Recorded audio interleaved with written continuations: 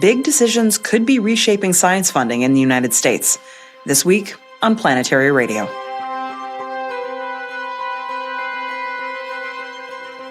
I'm Sarah Al-Ahmed of the Planetary Society, with more of the human adventure across our solar system and beyond. Space policy is moving fast, and the choices that are being made right now could reshape the future of U.S. science and exploration for generations to come. This week, I sit down with Jack Corelli, our Director of Government Relations, for an update on everything that's shaking up NASA right now. And in What's Up with our Chief Scientist, Bruce Betts, we'll be revealing the long-awaited names of the Artemis III astronauts. If you love Planetary Radio and want to stay informed of the latest space discoveries, make sure you hit the subscribe button on your favorite podcasting platform. By subscribing, you'll never miss an episode filled with new and awe-inspiring ways to know the cosmos and our place within it. This week, we're covering a lot of ground. Jack Corelli, our Director of Government Relations, joins me to walk through some of the biggest developments in U.S. space policy right now. We will be talking about the ongoing fight over NASA's science budget, but there's an even more pressing matter right now. A proposed rule change at the Office of Management and Budget that would hand control of federal research grant decisions to political appointees. This is a proposal that would bypass the peer review process that's underpinned U.S. science for decades. We're also going to be discussing a proposed major reorganization at NASA and a new competition for the management of the Jet Propulsion Lab. We're going to go out with a bang, discussing the fallout from the rapid, unscheduled disassembly, less technically described as a giant explosion of Blue Origin's New Glenn rocket on May 28th, and what that means for the future of Artemis. Before we get into this grab bag of topics, I want to say something. The things we're going to be discussing today might feel really heavy, and for good reason. There's a lot at stake right now for space science and exploration, and science in general in the United States. But I also want you to know that across the Planetary Society and organizations throughout the science community, there are people working every single day to support space science. We're trying to protect the missions that we built and stand up for the people that make it all possible. So while this episode might feel like a lot, know that you're not alone in caring about this, and that really matters. When enough of us come together to work for the betterment of humanity, we always have a chance of making a brighter future, especially in space exploration. Here's my conversation with Jack Corelli. Hey, Jack. Hey, Sarah. How's it going? I mean, there's so much going on in space policy right now that I feel like, I don't know, it's hard to take it all in right now. And I bet that means that your life in DC right now is even more hectic than all of us that are just kind of trying to learn and deal with these things as they come, right? I guess when it rains, it pours, because you're right. And it feels like it's something new every day, and some stuff out of our control, pads exploding, rockets not rocketing. But then some of it is massive reorganizations of NASA and policy updates going crazy over here. So yeah, it's been nonstop few weeks for us. Yeah, right. I mean, honestly, a nonstop 2 years for us, right? I mean, right. All of this is kind of in the context of what's been going on with our Save NASA Science campaign. And for people who've been following along with the adventure, there was a situation last year where the Office of Management and Budget proposed this almost 50% cut to NASA science funding. And we rallied together and we won. And then they came back again this year with another proposal to cut NASA science by 46%. So before we get into anything else, I think we should take a little time to give an update on where we're at with the progress for the Save NASA Science campaign. Yeah. So I will say the state of the campaign is good. We are continuing to flood Capitol Hill with messages on a near daily basis. We've had a number of events, including our big day of action in April. I know many of folks are familiar with this flagship event, but it's been a very, very exciting few weeks. So since Administrator Isaacman testified to the House and Senate Appropriations Committees, and I think that was maybe a few shows ago, though both feels like yesterday and much longer ago, the House of Representatives has put forward a budget. And that budget includes a pretty substantial cut to science, not nearly as much as the OMB has proposed, but a 17% cut to science, all part of keeping NASA's top line flat. And I think we talked about this recently, but the important part of that is that the House of Representatives, the more, we'll say, conservative, fiscally conservative of the two chambers right now, although I will note Republicans are in majority in both the House and Senate. The House is the lower of the two always, at least in recent memory. The House has put forward the lower end of the error bar of potential funding outcomes for this budget cycle. And so even with that cut to science, which we're not happy about that's not great, keeping the overall NASA top line flat is I think should be the headline item here. And that means that the lowest possible, right, the lower of the error, on the error bar, the lowest possible path forward for a budget this year is flat. And so that's really good for the Save NASA Science campaign. Again, we still have these cuts that we're facing. The administration, despite calls from senators and members of the House of both parties, calling on Administrator Isaacman to be transparent about the missions that are at risk and the programs that are at risk under these budget cuts. No information has been provided to Congress or the public. This is as we've talked about before, the part of the problem with this budget proposal is in the lack of transparency. And we don't really know there's no formal accounting of what's at risk, which is very odd for a process that's supposed to be like pretty open book. Hey, here's what we're putting forward. This has been a total reversion on all of those points of transparency for the budgeting process. And Congress has taken note and complained, and the administrator has not fulfilled that obligation to make a publicly available list of proposed canceled missions. So we made our own. Anyway, that's all to say we're in a very good place if the lowest of possible outcomes is a flat budget. We're still waiting on the Senate to put forward their funding proposal. That'll then be the top part of the error bar, and then somewhere in the middle is where compromise sits. The Senate was expected to do their markup in early June, but for related to issues not concerning NASA or science in general, the J of the CJS, Commerce, Justice, Science, the Department of Justice, issues related to that has really upended a lot of the deliberation on the budget process. And so this should be new to longtime listeners of the show and of followers of space policy, that something completely unrelated to space has thrown the future of the budget into an uncertain place.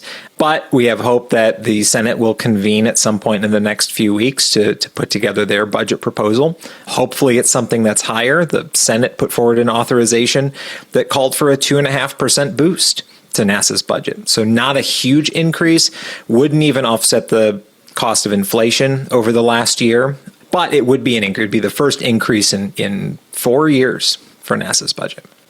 Like, good that they're making progress on it, right? We were kind of just waiting on the edge of our seats for a lot of last year before we got, this kind of level of progress, right? So I think this bodes well. Well, and I'll just note there, I'm expressing a frustration that they're not moving fast enough. They're moving faster now than they did at the same point last year. We got the budget around the budget request from OMB up around the same time as we got it this year. And Congress is moving about 2 months ahead of schedule. It's still June. We didn't see the first budget proposal, sort of counter proposal to the request, until July of last year.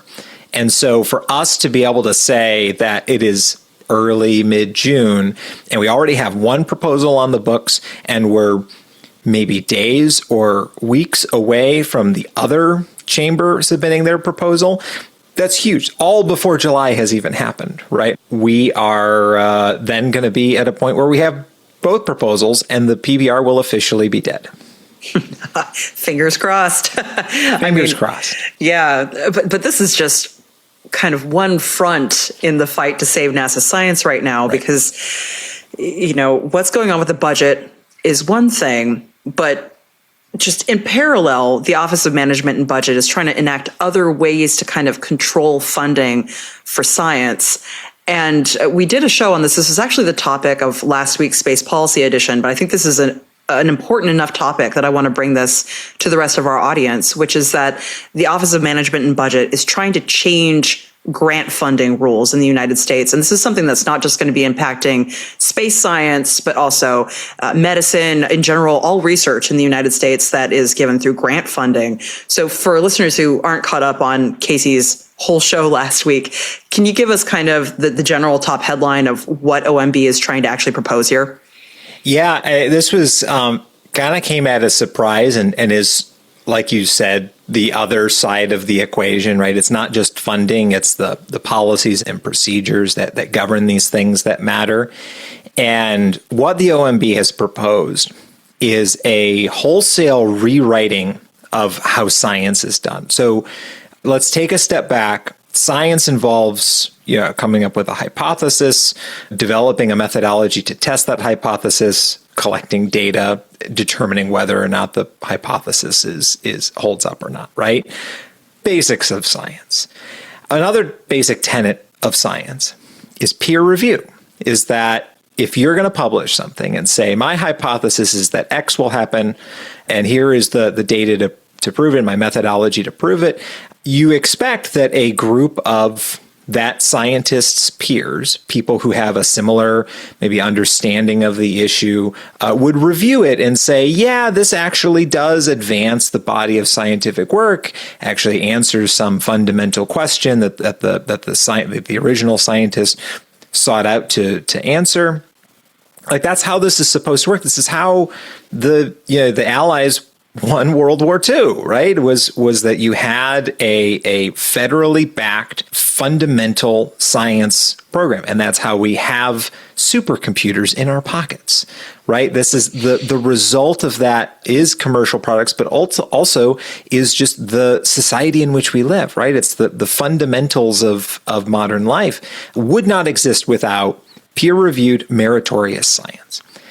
In comes OMB. The proposed rule set, all 412 pages, would rewrite federal regulations so that a political appointee, someone who is aligned with an administration, a political person, would have not just oversight. We're not talking about oversight here. We're talking about absolute control over whether or not certain science activities are funded.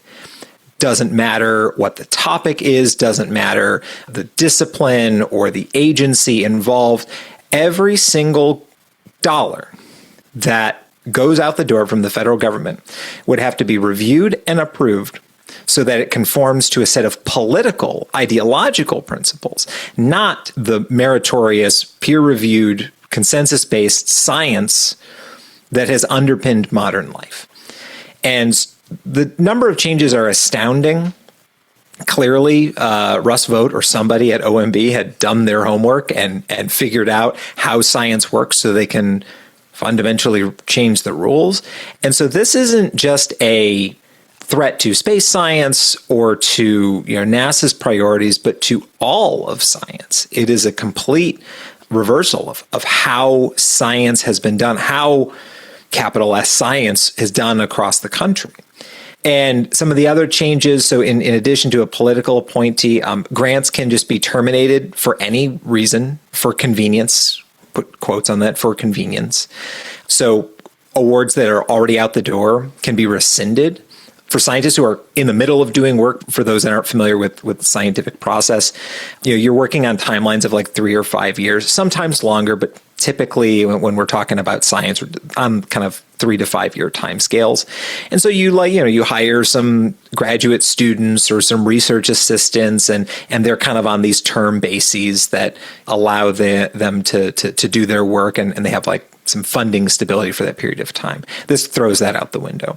These rules would prevent scientists from, without prior written approval, so even before they get the grant, they have to get approval to possibly use the funds to submit their research that us, the taxpayers, are paying for to scientific journals, which is where these conversations happen, right? Also, conferences, right? So every scientific discipline, I mean, you talk about the mass spectrometers, right? People that deal with mass spectrometry. They just had a conference in San Diego. You'd think the scientists that do, mass spectra have a science community. Every discipline has a science community, and people that gather to talk about the latest developments in their very niche, nerdy scientific interest.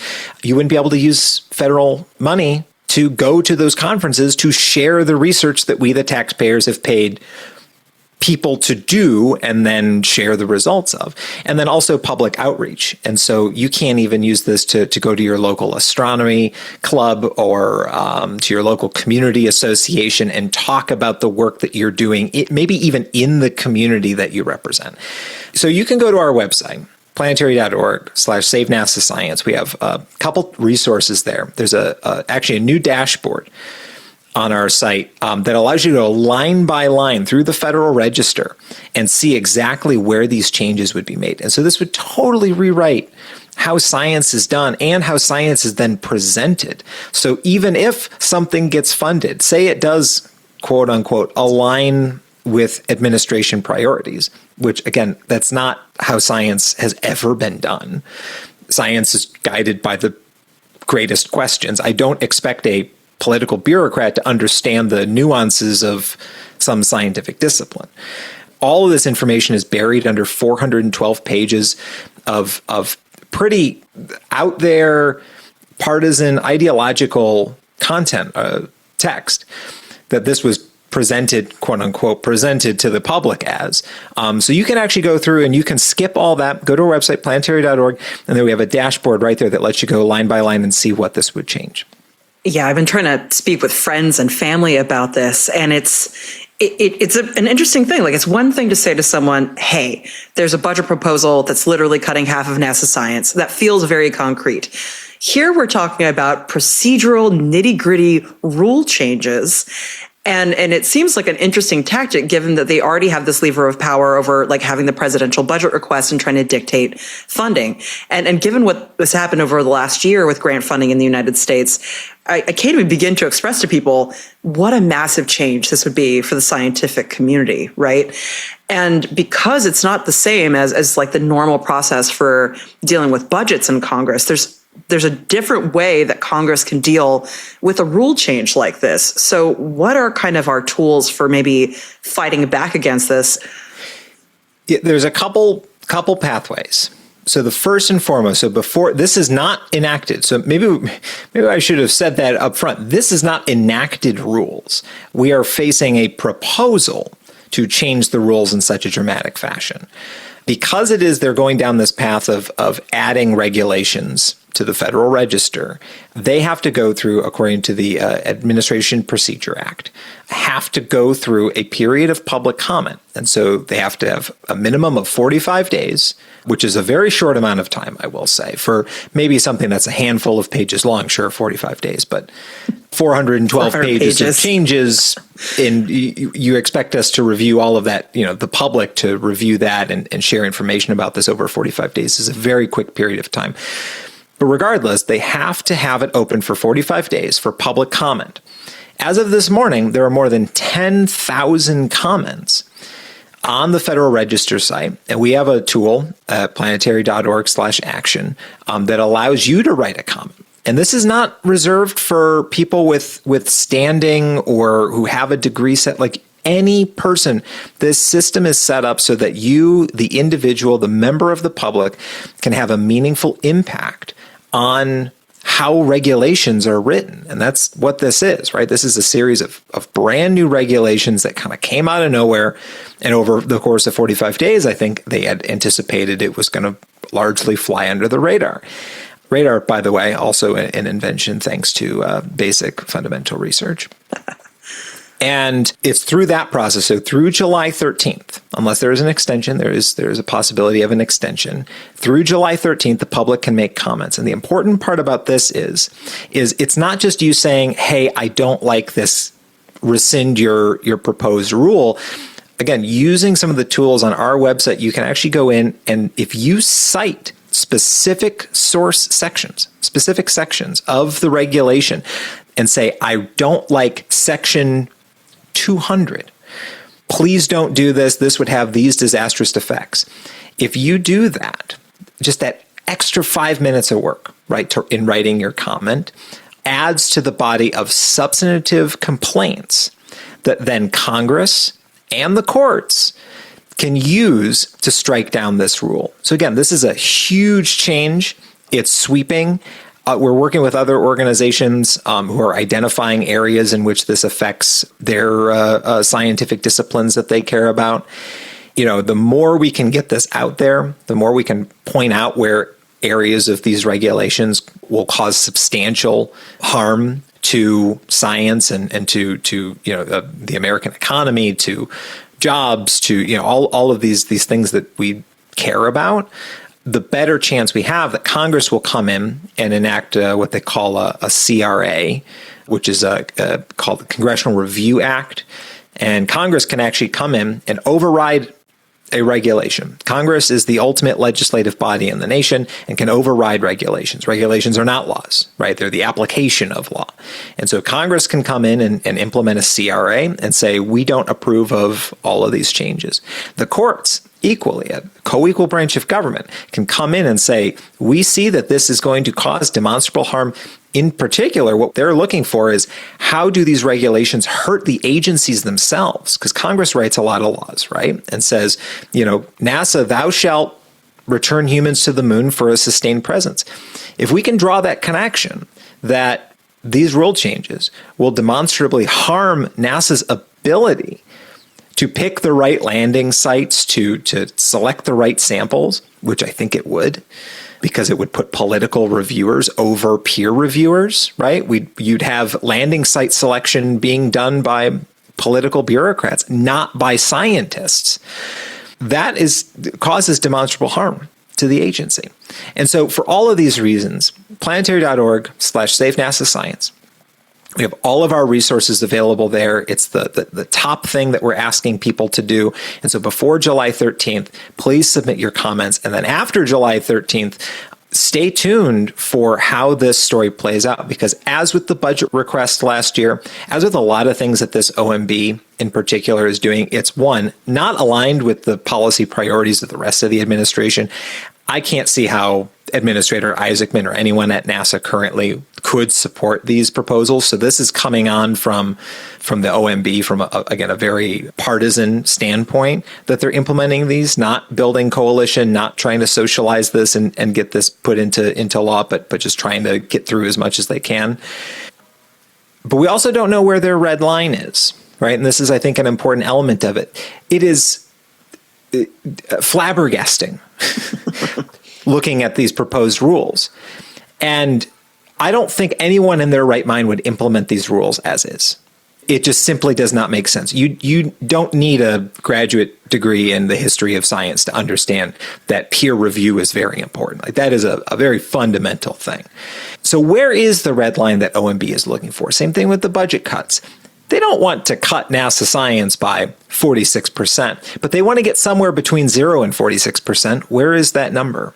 And we can't let them succeed, because if you give a mouse a cookie, they'll want a glass of milk. I want a glass of milk. In milk. the same way, we can't give Russ Vought any cuts to NASA science, any demonstrable changes to the way science is done, because then they're only going to come back for more. And we've beat Russ Vought before. We've beat OMB before. I think we can do it again. I want to pivot now. You mentioned a little bit earlier that NASA also recently announced that it's going to be going through potential reorganization. They announced this back in May. Can you talk a little bit about, basically, like, headline version, what kind of reorganization is NASA going to be going through? This is probably the largest reorganization of NASA, really, I mean, at least in the last 3 decades. Right? Really since the beginning of the Dan Golden era of NASA. So top line version of this, so human exploration, human spaceflight broadly. Up until 2021, it was the Human Spaceflight Mission Directorate, as pretty self-explanatory name. And then they split it into deep space exploration systems, which is your Artemis Space Launch System, Orion, Ground System Support, Human Landing System is your Exploration Systems Mission Directorate. And then you had Space Operations, which was the International Space Station crew and cargo. The proposed reorganization, I emphasize proposed reorganization, would have them merge back together, really with the idea that, well, exploration, deep space exploration, meaning beyond low Earth orbit, has become operational, which would, I think, requires maybe a very loose definition of operational, given that we've only had the Artemis II test flight, right? Mm-hmm. And we're about to have the announcement of the crew for Artemis III. As of recording this, we don't know who that crew is, but you'd have human spaceflight merged back into one human spaceflight mission directorate. You would also see aeronautics, the first A in NASA, and space technology merged into a new research and technology mission directorate. And now this is also a relic of the past. This under a very similar name existed prior to, I believe, 2008, where they had been merged together into one entity. And then you have a number of directives. Science overall stays the same, although there are some proposals to consolidate spacecraft operations into one, like extended mission operations, things that are like well beyond their designed lifespan, where you'd have this Space Operations Center, that the idea being that if you could centralize the management of missions and extended operations, which, remember, this is like paying people to monitor the spacecraft and send command functions when necessary and solve problems. You're not, I mean, each mission is so distinct from one another. Just by moving them all under one roof doesn't necessarily like guarantee there's going to be cost savings. I guess maybe save on HVAC and the coffee pods, but that's one of the proposals. It would change some of the direction for the Office of Legislative Affairs at NASA. Yeah, I mean, it's a pretty wholesale reorganization. This is something that had sort of been thought was in the pipeline for the past year and a half, and it's finally kind of come to fruition, though it's gone through a number of different iterations, as I'm aware. We'll be back with the rest of my conversation with Jack Corelli after the short break.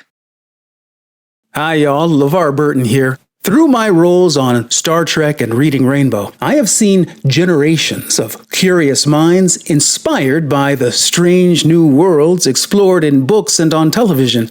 I know how important it is to encourage that curiosity in a young explorer's life. That's why I'm excited to share with you a new program from my friends at the Planetary Society. It's called the Planetary Academy, and anyone can join. Designed for ages 5 through 9 by Bill Nye and the curriculum experts at the Planetary Society, the Planetary Academy is a special membership subscription for kids and families who love space. Members get quarterly mailed packages that take them on learning adventures through the many worlds of our solar system and beyond. Each package includes images and factoids, hands-on activities, experiments and games, and special surprises. A lifelong passion for space, science, and discovery starts when we're young. Give the gift of the cosmos to the explorer in your life. I also understand that the mission directorates are now going to be reporting directly to the administrator instead of going to the deputy administrator and the assistants. Like there used to be a different structure of reporting.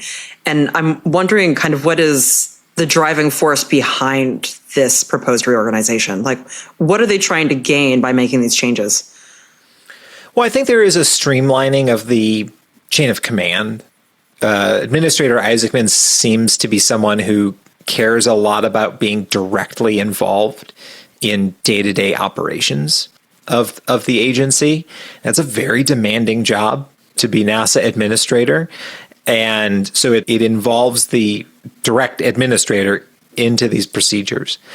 And then, within the mission directorates, within human spaceflight, you would have sort of these verticals of people working on Moonbase and people working on Artemis and people working on the space station. I think with the idea that if you just had everybody in-house with this I think it's a very streamlined, like kind of corporate structure where you have like these very clear like divisions of labor between each of them, kind of it does overwrite maybe some of the lessons learned in the past, maybe things that aren't necessarily written down, but there's a reason that NASA exists the way that it currently does. But that's also not to say that that is the best way to go about it, right? And so I think every administration, new administrator, especially in their first few months, identifies some problems, especially things that maybe have been, burrowed under the surface for a little while. And you're like, why is this person reporting to that person? Why don't they report directly to me or report directly to a different, associate administrator? Should we be concerned that this reorganization would result in some kind of reduction in force or any kind of changes to the NASA facilities? They have been very clear that Administrator Isaacman has been clear that these changes are not going to include a reduction in force, are not going to include layoffs or center closures. They've been very clear about that, which I know a lot of folks in the community are very happy to hear that. Of course, that needs to be backed up by action, but at least the words are there, because after the last year, I think that's the first thing everyone. I remember about a year ago when there was the RIF plan, the reduction in force plan. Phase 1 was about to begin. No one knew what the plan was going to be, but it was maybe going to be upwards of 20% of the agency was going to be laid off over the course of just a few months. And of course, then people left under fear that their jobs were going to be terminated anyway, and they took the DRP, the Deferred Resignation Program. But so as of yet, there is no announcement of any reduction in force or closure of any centers. And the very same day that they announced this potential NASA reorganization, they also announced something really interesting for the Jet Propulsion Laboratory here in Pasadena. JPL traditionally has been run by Caltech since the 1930s. But for the first time ever, they're proposing that they should put that relationship up for competition. NASA's kind of reframing this as like a routine, like stewardship and efficiency, like check, essentially. But do you think that's a fair characterization of what they're trying to do here? I think so, yes. So JPL has a very different relationship to NASA itself. It's a FFRDC, Federally Funded Research and Development Center. Much like things like the Aerospace Corporation, right? It's not a part of the government, but it is almost entirely federally funded.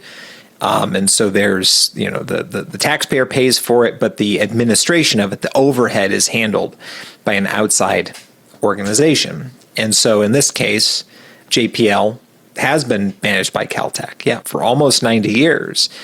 And routine is a very weird way to put it because it's never been fully done before. There was an attempt, I think in 2017, during the first year of the first Trump administration, where they had put together a proposal to potentially recompete the JPL management contract, and then they didn't go through with it. But other FFRDCs do go through this every so often. It depends on the term of the length of the management contract. I think that the approach is benign, and they want to see what proposals are out there. What other institutions might be willing to manage this location in Pasadena? The facilities would stay there, right? It's just the management, what name is on the paycheck type relationship. Is this the kind of thing where they would be looking for another university or an academic institution to potentially take over management? Or would this be open to, say, the broader kind of private space organizations as well? It's a pretty broad, open competition. So what NASA did an industry day, which is just parlance for, they invite a bunch of people from interested parties to come and learn about a potential opportunity that's coming down the pike. And so they held this industry day about a year ago and had people from private industry, had academic institutions, both public and private institutions, research institutions as well, not just academic ones, here in DC to learn about what it means to manage JPL. Like, what does the lab look like? Which you'd think if you're applying to manage the lab, you've maybe been there before. But, this is like one of those sort of open informational sessions. And from the response to that, NASA sees that there is at least some interest from the community, the broader space industry, to potentially take on management of the lab. In the same way, there's nothing written in stone that that NASA's structure is the way it needs to be. There's also nothing written in stone that Caltech needs to be the one managing JPL. But at the same time, there's nothing written in stone that anybody that comes in to do it otherwise is just intrinsically going to have some secret sauce that's going to make it however much cheaper or more streamlined or more effective. And so I think it's going to then be up to the proposers for this proposal to make their case to NASA and to, I'm sure, congressional stakeholders as well, that, hey, we are the right people to take this on. And so I do know that Caltech is one of the folks that are competing for it, right? Why wouldn't you? Right. But, I'm sure there's other institutions out there across the country that see the prestige that Caltech gets from managing JPL. I mean, these are the people that landed on Mars. You don't think you want those on your those people on your payroll like that? That certainly helps with institutional credibility. Before I let you go, the last story I wanted to talk about was a rather explosive one. We've been seeing a lot of effort with commercial space trying to take on all of these steps that we need to do, check all the boxes in order to do the next steps for the Artemis program. And as part of that, Blue Origin, and for many reasons other than just Artemis, but they've been working on this New Glenn rocket for quite a while. And their most recent test went horrifically wrong. And this has some potential big impacts on not just the Artemis program, but other space companies as well. So I wanted to at least acknowledge what happened there. Yeah, I saw the footage the night it happened. I was tuning in. I mean, it was a routine, I think it was a hot fire test and wet dress rehearsal at the same time.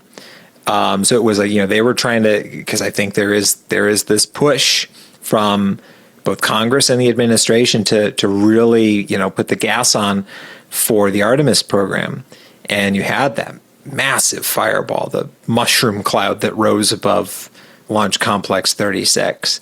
And my immediate reaction was that this can't be good.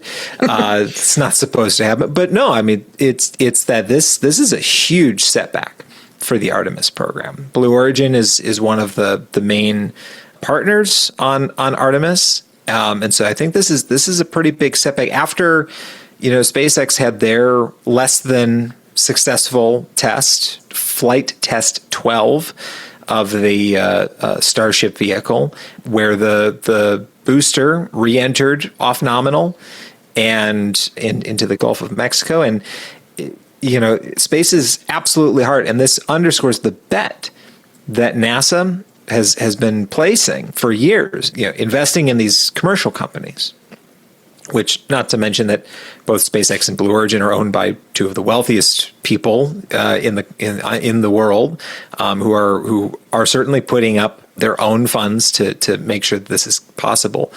But NASA has put a stake in these companies to potentially buy down cost later on for future Artemis missions. And so I think it's a very optimistic timeline to see Blue Origin launching by the end of this year. More intense things have happened. More difficult things have been accomplished in less time, for sure. But that is a very ambitious timeline, especially as we're on the eve of the Artemis III crew being announced. I guess the day after, if you're listening to this. But you have the Artemis III crew. The solid rocket boosters are being integrated down at KSC. I think the last few built by Northrop Grumman are leaving their facility in Utah. I mean, we're going back to the moon, and I think the enthusiasm is really high. And there's plans, the moon-based plans, right, that are starting to materialize. At least the kind of fabric that we're going to be pulling from for these plans. But something like this, like the disaster that happened there, I mean, really it's a reminder that space is a very difficult endeavor, that there's a reason governments do this and why the U.S. taxpayer is underwriting a lot of this. But also just goes to show, like, this is the new approach, right? Is that commercial companies are going to be able to provide these services. You look at SpaceX and the Falcon 9, But the U.S. put a lot of money into the Falcon 9 very early on in its development to make sure that that was a success, so that we had domestic access to space. And that's, again, all underwritten by us, the taxpayer. I'm just so grateful that no one was hurt. I mean, that was like the definition of rapid unscheduled disassembly. That blast was so huge, it just obliterated their launch pad. Like, the fact that no one was hurt is just almost miraculous at this point. Yeah. But well, it's why you have the regulations in place, the safety rules for doing those things. Those things are important. But yeah, I'm with you on that. Yeah, but unfortunately, like we need Blue Origin to hopefully be on a good timeline for this, because it was only just a couple months ago we were talking about this ignition event announced by NASA and the speed up of the timeline for going back to the moon. And this change in Artemis III, which is now essentially like an Earth orbiting mission that's specifically designed to test these human landing systems, right? So if SpaceX is on target, but Blue Origin isn't, that could potentially derail the entire timeline, which I think was actually something that we talked about when we first announced that Ignition Day event. Like, what happens if, well, here's the moment, right? It exploded. Right. How is that going to change everything that comes after? Right. I mean, you have the notional plan for Artemis III being the astronauts, whomever they be, will dock using an Orion crew capsule, right, the vehicle that they're going to take to the moon, and they're going to dock in Earth orbit with one or both of the human landing system providers. That's SpaceX's Starship and Blue Origin's Blue Moon Mark II lander. And if neither of those vehicles are ready, right, that's the forcing function for the Artemis III mission architecture, right? If neither of those are ready, I think it's something that NASA will have to address up front, because that is a huge setback. And again, SpaceX has not been accelerating their timeline. It was 6 months between test flights, and they need to get to a point where they can do orbital flights on a daily cadence to get enough fuel to low Earth orbit to do the translunar injection burn and get to cislunar space and land the astronauts on the lunar surface. And that doesn't just happen overnight, where you go from a launch every 6 months to a launch every day. That needs a ramped up schedule as well. NASA's putting a lot of stock into the commercial providers, and that was the bet they made with Commercial Crew, right? And that's what we got SpaceX out of. But the whole architecture hinges on these handful of providers being ready. And as it stands, it's a very tenuous timeline, right? I mean, we're supposed to be doing Artemis III in mid-2027. I don't think I'd be the first person saying that that's probably not going to be the actual timeline. A little ambitious. maybe a little later in 2027, with then a crewed landing in early 2028, which I think then also, the more that this slips to the right. But also, let's remember where we were just a few months ago, where Artemis III, the first human landing, was supposed to happen maybe in 2028 anyway.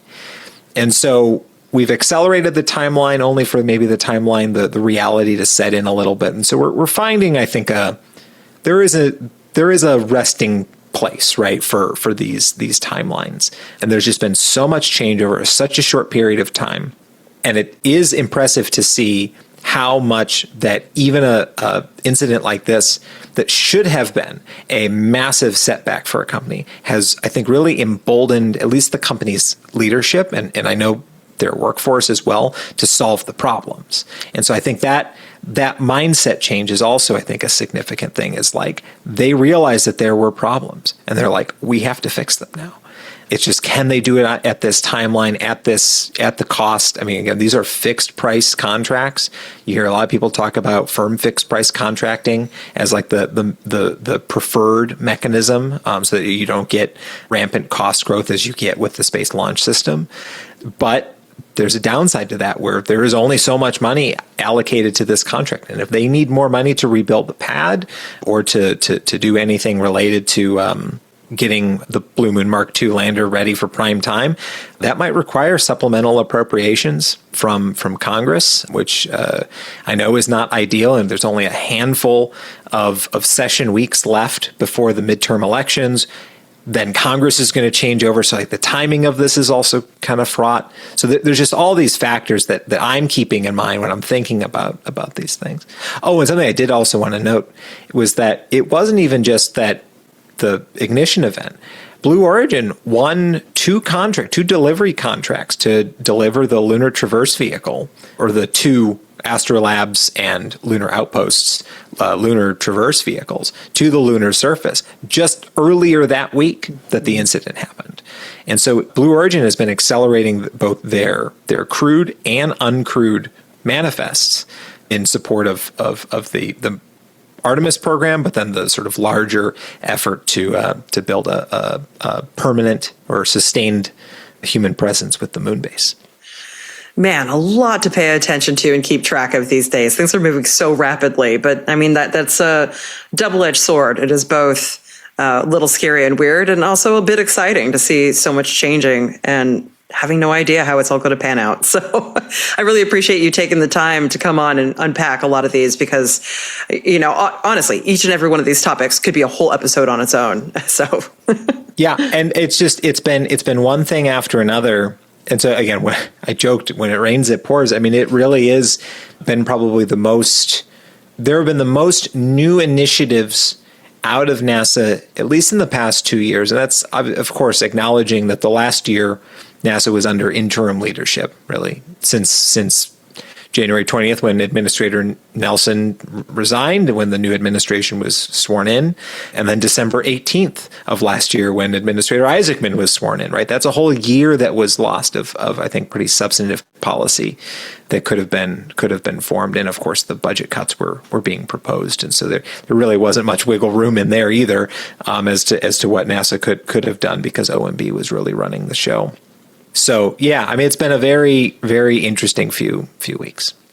And I'm sure we'll get even more interesting with all the announcements coming out in the next few days. So, oh, exactly. Well, thank you, Jack. And again, thank you for all the work that you and the people in Washington, D.C. are doing right now, both on our Save NASA Science campaign, but also in this broader effort to try to combat these rule changes at OMB. I think this is not just absolutely pivotal for the space science community, but for the science community in the United States in general. This is such a big moment. So thank you for all your time, and for everybody out there who is helping in this effort to go to our website and find resources to help put your name on this and say what you feel about it. So I really appreciate it. I appreciate you. And just remind everybody, July 13th is the deadline for comments. Get them in. Even if you don't feel like you have a stake in this, you do. You are a U.S. taxpayer. You are a beneficiary of our investment in science overall, right? This isn't about any one discipline or another, but please share your story. All of that goes to a body of meaningful comments that really can show that science has a lot of allies right now, as it has needed for the past year. And so planetary.org/save NASA Science, you'll find all the resources there. Thanks so much, Jack. Let's do this. All right. Thanks, Sarah. As Jack mentioned, the Artemis III crew announcement was literally just around the corner when we recorded that interview. But through the magic of media, the wait is finally over. On June 9th, NASA held a press conference with updates on Artemis III, including the announcement of the Artemis III astronauts. I'm going to post the link to the entire video on the webpage for this episode of Planetary Radio. But next up in What's Up with our chief scientist, Dr. Bruce Betts, we're going to be revealing their names. Hey, Bruce. Hey there, Sarah. There are so many stories going on in space policy right now. And so, Jack kept referencing the fact that we weren't going to be able to announce the astronauts at some point during that conversation. And I'm glad that we actually have the time to do that now, even though it's past the conversation with Jack, because we need a little happy something after all of that. I mean, man. So let's get into it. Where do you want to go? Where are we going today? Well, we now officially have some Artemis III astronauts. And, while Artemis III is no longer going to be the first mission to go back to the moon and land, we actually have a whole new group of astronauts. We can be excited to see them go on their next adventure, although it's going to be a low Earth orbit test of the human landing systems and things like that. But they just announced it this morning. And I got to say, that NASA press conference felt like different. Like it was very musical. It felt kind of like the Oscars, like them coming out on stage and doing their little waves. It was pretty cool. Well, I'm going to give the honors to you. Oh, thank you. Who do we have on the roster? I'm going to start big. We have Randy Comrade Bresnik. Yes, his nickname is Comrade. He will be the commander. He is a 2-time astronaut, former space station commander, retired U.S. Marine Corps colonel, test pilot with over 7,000 flight hours. He likes walks in the rain and smelling flowers along the way. I made up that part. Sorry. We move on to Luca Parmitano, an ESA astronaut, European Space Agency. He will be the pilot.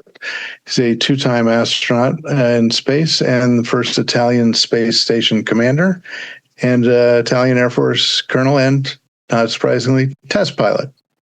We then move on to our 2 mission specialists, Andre Douglas, test engineer, U.S. Coast Guard Reserve commander. It's his first space flight. He was actually a backup crew member for Artemis II. And then finally, Frank Rubio, mission specialist. He was a Black Hawk helicopter pilot. He didn't do much. He was a Black Hawk helicopter pilot, including combat hours. And then he became a doctor, a U.S. Army flight surgeon, family medical physician, and he holds the record for the longest American space flight at 371 days. Man, that's an impressive group of people, man. They usually are. For the backup crew, who is Bob Hines, test pilot, U.S. Air Force colonel, former SpaceX Crew 4 pilot, has spent 170 days in space across 2 ISS expeditions. And there you have it. The people will fly in space and do good stuff. Those are our astronauts. Round of applause. No, that was also really fun about that press conference, watching everyone, like, the crowd goes wild, and then all these astronauts from across, both the previous Artemis mission, but also just across ESA and the United States. I also saw some people there representing the Japanese Space Agency. So that was cool. A good moment to celebrate everyone. And I hope they make a new astronaut poster. I think you can assume they will. I hope so. I still need to get a good print of that Artemis II poster. It's awesome. I'm not even sure which one you're referring to. But I'm sure you will inform me after the show in great detail. We'll get you one. We'll get you one, Sarah. Yeah. No, I gotta celebrate this new round of astronauts. I mean, I'm still really excited. I need a little something to look up at the moon and feel hope for the future, because we're going to do this, Bruce. Keep fighting for space science. Oh yeah, let's do it. Let's do it. Crowd goes wild. Crowd goes wild. Woo! And wait, what is the crowd chanting? Random space back. Random space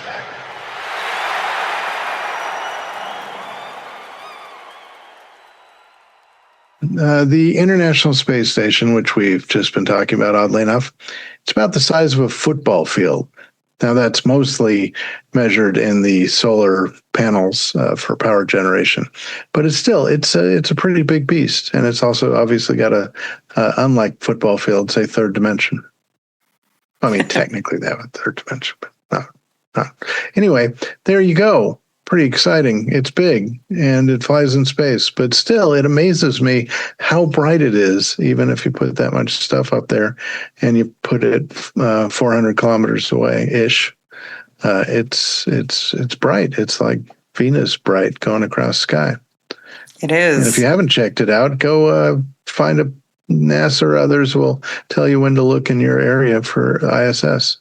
When it passes over, and lest we forget, there are plenty of astronauts and cosmonauts hanging out on there. They just had a little fun diving into the Orion capsule, the Americans anyway, for when they were, they've got some leaks in the Russian side, and I don't know why, but for some reason that worries them. I don't know why. They've had them for a long time.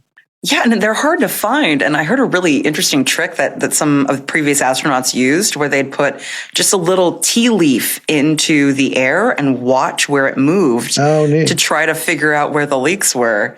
Usually you don't want to be throwing stuff willy-nilly into the air on the International Space Station, but so it's the first time anyone, to my knowledge, has read tea leaves and they actually told them something real.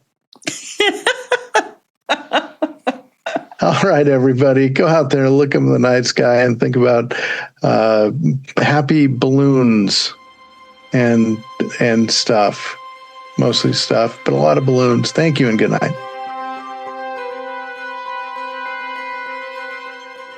We've reached the end of this week's episode of Planetary Radio, but we'll be back next week with more space science and exploration. If you love the show, you can get Planetary Radio t-shirts at planetary.org/shop, along with lots of other cool spacey merchandise. Help others discover the passion, beauty, and joy of space science and exploration by leaving a review or a rating on platforms like Apple Podcasts and Spotify. Your feedback not only brightens our day, but helps other curious minds find their place in space through Planetary Radio. And right now, we could use every voice behind us as we work to support space science. You can also send us your space thoughts, questions, and poetry at our email, planetaryradio@planetary.org. Or if you're a Planetary Society member, you can leave a comment in the Planetary Radio space in our online member community. Planetary Radio is produced by the Planetary Society in Pasadena, California, as made possible by our members. You can join us as we stand up for space science at planetary.org/join. Mark Hilverda and Ray Paoletta are our associate producers. Casey Dreyer is the host of our monthly Space Policy Edition, and Matt Kaplan hosts our monthly Book Club Edition. Andrew Lucas is our audio editor. Josh Doyle composed our theme, which is arranged and performed by Peter Schlosser. My name is Sarah Al-Ahmed, the host and producer of Planetary Radio. And until next week, Ad Astra.